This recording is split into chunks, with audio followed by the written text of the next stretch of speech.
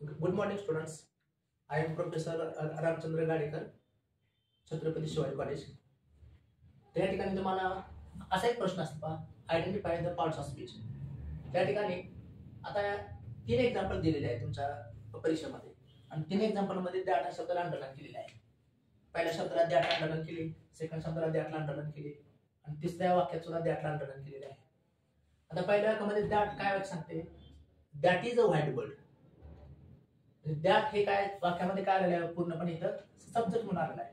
पण सब्जेक्ट म्हणजे त्या ठिकाणी नाउनच्या अपेक्षा असतात. म्हणजे नाउन आले का नाही, नाउन कुठे आहे, पुढे आहे बर्ड.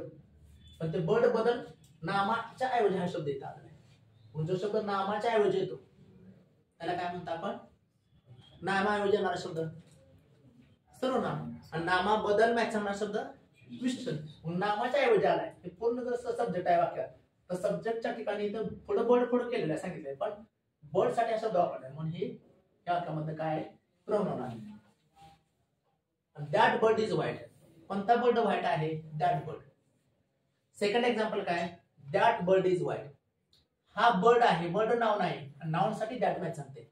मग ह्या ठिकाणी जर सब्जेक्ट पार्ट बघितला तर 2 शब्द आले सब्जेक्ट पार्ट मध्ये. हे हेड वर्ड आहे आणि हे मॉडिफायर आहे.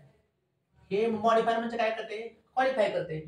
हेड वर्ड काय वाक्यामध्ये, नाउन आहे, नाउन बदल मॅच सांगते. म्हणजे काय असतं ते ऍडजेक्टिव्ह, म्हणून अंडरलाईन केलेला शब्द वाक्यामध्ये ऍडजेक्टिव्ह आहे.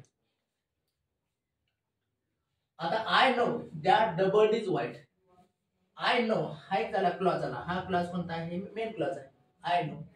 आणि that the bird is white हा पुढचा क्लॉज कोणता झाला, सबऑर्डिनेट क्लॉज. म्हणजे क्लॉज 2 क्लॉज जोडण्याचं काम करते. 2 क्लॉज जोडणारा शब्द असतो त्याला आपण काय म्हणतो, कंजक्शन. अगदी बरोबर आहे, कंजक्शन. कंजक्शन काम करते. विद्यार्थी मित्रांनो, तुम्हाला वाटतं हा पाठ समज असेल, बेस्ट सगळ्यांना.